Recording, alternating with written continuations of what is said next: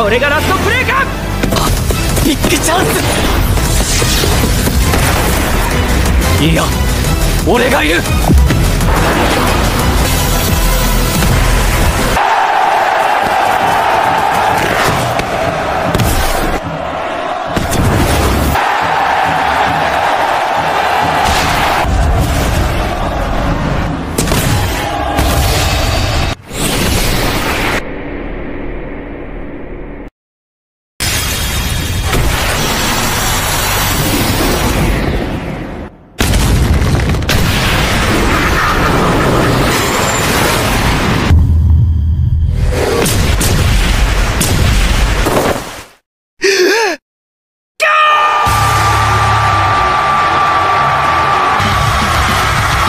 Hello guys, welcome to the class. Blue Lock manga season 2లో వచ్చి phase 1 complete అయిపోయింది. ఆ తర్వాత నుంచి మాంగాని ఎక్స్ప్లెయిన్ చెబుతున్నాను. నేను పెట్టిన పోల్లో చాలా మంది బ్లూ లాక్ ని ఎక్స్ప్లెయిన్ చేయమని చెప్పారు.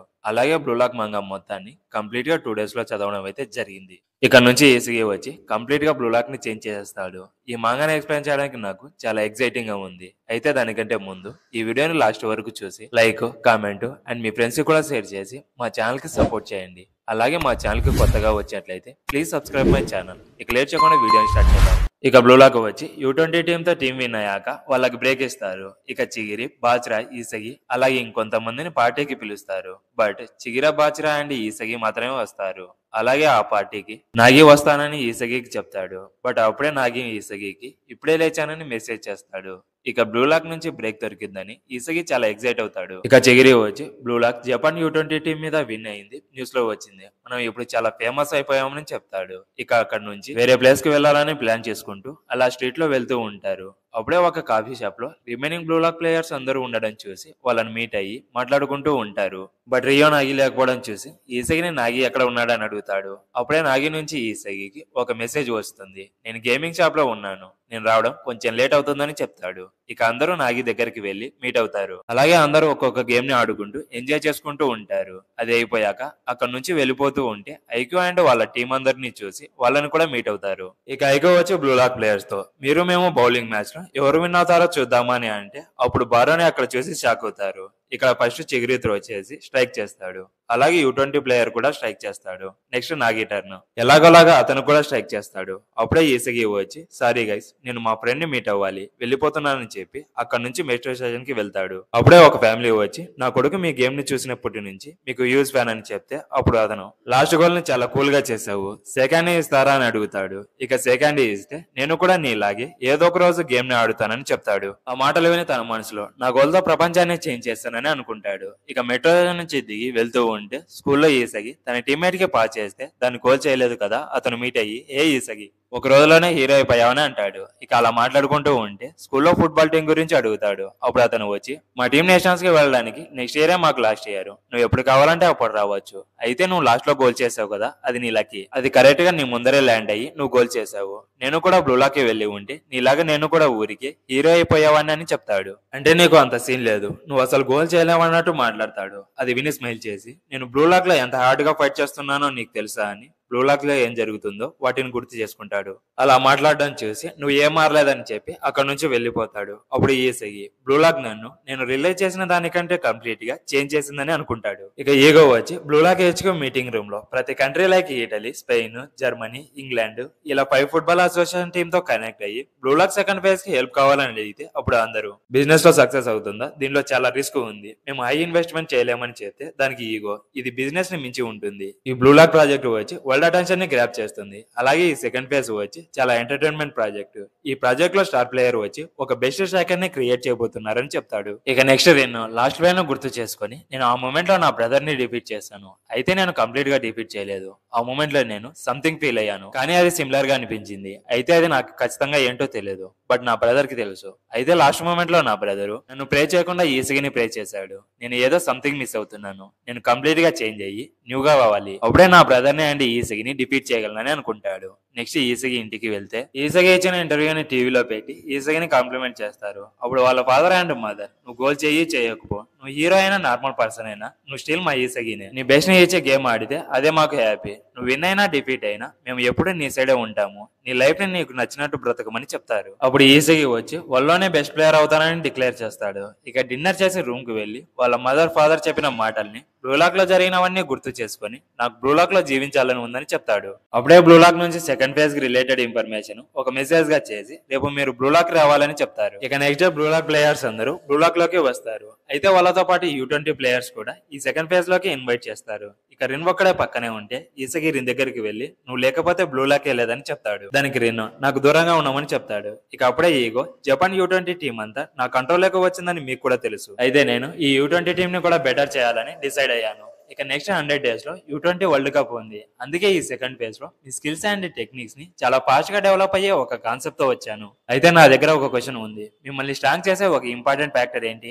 Egos awakening, discovering weapons. ఇవన్నీ మీకు అవేకనింగ్ అయ్యేది ఒక సిచ్యువేషన్ అండ్ ఎన్విరాన్మెంట్ లో. బ్లూలాక్ సెకండ్ ఫేజ్ లో వచ్చి ఈ కాన్సెప్ట్ మీద ఉంటుంది. వరల్డ్ లో 5 బెస్ట్ యూరోపియన్ లీగ్స్ లో మిమ్మల్ని వేస్తాము. ఆ లీగ్ లో అబిలిటీస్, పాపులారిటీ, మనీ ఇవన్నీ ఉన్నాయి. అయితే ఏ లీగ్ లోకి వెళ్లాలో మేము డిసైడ్ చేయము. మీకు మీరే ఏ ఎన్విరాన్మెంట్ సూట్ అవుతుందో డిసైడ్ చేసుకోవాలి. అయితే ఈ లీగ్ లో ఏ కంట్రీస్ ఉన్నాయో ఇంట్రడ్యూస్ చేస్తాను. ఫస్ట్ వచ్చి ఇంగ్లాండ్. ఈ లీగ్ లో స్పీడ్ అండ్ రషింగ్ అబిలిటీస్, అలాగే గోల్ చేయడానికి brutal force and physical abilities ని నేర్చుకోవచ్చు. నెక్స్ట్ కంట్రీ వచ్చి స్పెయిన్. ఈ లీగ్ లో ఆర్డినరీ గోల్స్ కి టెక్నిక్స్ అండ్ క్రియేటివిటీని యాడ్ చేసి ఎలా గోల్ చేయాలో నేర్చుకోవచ్చు. నెక్స్ట్ కంట్రీ వచ్చి ఇటలీ. ఈ లీగ్ లో క్రాఫ్టినెస్ అండ్ టాక్టిక్స్ ని నేర్చుకోవచ్చు. అలాగే ఒక new system of playing style ని క్రియేట్ చేస్తారు. నెక్స్ట్ కంట్రీ వచ్చి ఫ్రాన్స్. ఈ లీగ్ వచ్చి కొత్తగా స్టార్ట్ చేయడం అయితే జరిగింది, కానీ కొన్ని ఇయర్స్ లోనే టాప్ కి రీచ్ అయింది. ఇక ఫైనల్ కంట్రీ వచ్చి జర్మనీ. ఈ లీగ్ లో ఫుట్బాల్ అనేది ఒక గేమ్ విన్ అవ్వాలంటే అండర్స్టాండ్ చేసుకుని ఎక్కువ గోల్స్ ని స్కోర్ చేయాలనే దాని మీద బేస్ అయి ఉంటుంది. అలాగే రేషనల్ అండ్ డిఫరెంట్ అవుట్కమ్స్ ని నేర్చుకోవచ్చు. అండ్ జర్మనీ కోచ్ వచ్చి వరల్డ్లోనే బెస్ట్ స్ట్రైకర్ అయిన నోయల్ నోవా. ఈ 5 లీగ్స్ లో మీకు ఏ ఎన్విరాన్మెంట్ సూట్ అవుతుందో అది చూస్ చేసుకుని మీ అపోనెంట్స్ ని అండ్ ఓన్ ప్లేయర్స్ ని కూడా ఛాలెంజ్ చేయండి. మిమ్మల్ని U20 వరల్డ్ కప్ కి సెలెక్ట్ చేసుకోవడానికి ఇదే ఫైనల్. మీరు వరల్డ్ లోనే బెస్ట్ ఎన్విరాన్మెంట్ ని సెలెక్ట్ చేసుకుని టాప్ కి రీచ్ అయ్యి మీ ట్రూ ఒరిజినాలిటీని ప్రూవ్ చేసుకోండి. మీరు వరల్డ్ క్లాస్ టీమ్ తో ఫైట్ చేసేటప్పుడు మీ వెపన్స్ అండ్ స్కిల్స్ ఏ మూమెంట్ లో యూజ్ అవుతాయో తెలుసుకోండి. ఇదే ఇక్కడ మీకు టెస్ట్. మీరు గుడ్ లేదా బ్యాడ్ ఎన్విరాన్మెంట్ ని చూస్ చేసుకోవడం వల్ల మీ లైఫే చేంజ్ అయిపోతుందని గుర్తు పెట్టుకోండి. ఇక మీరు ఏ లీగ్ లో జాయిన్ అవ్వాలో చూస్ చేసుకోండి అని చెప్తాడు.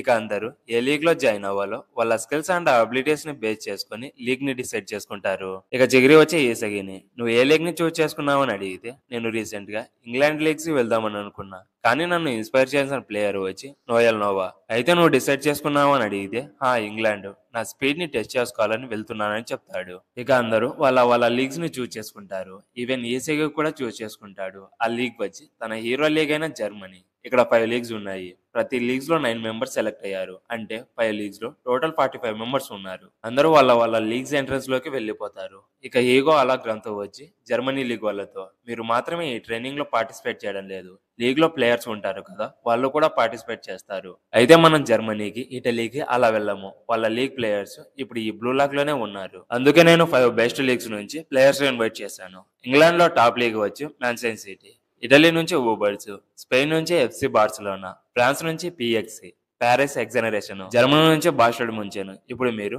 మీ లీగ్ టాప్ స్ట్రైకర్ దగ్గర నుంచి నేర్చుకోబోతున్నారు. ఇప్పుడు నేను బాస్టర్డ్ స్ట్రైకర్ అలాగే కరెంట్ వరల్డ్స్ బెస్ట్ స్ట్రైకర్ వచ్చి నోయల్ నోవాని ఇంట్రడ్యూస్ చేస్తాడు. నోయల్ నోవా తన ముందర ఉండడం చూసి ఈసగి షాక్ అయిపోతాడు.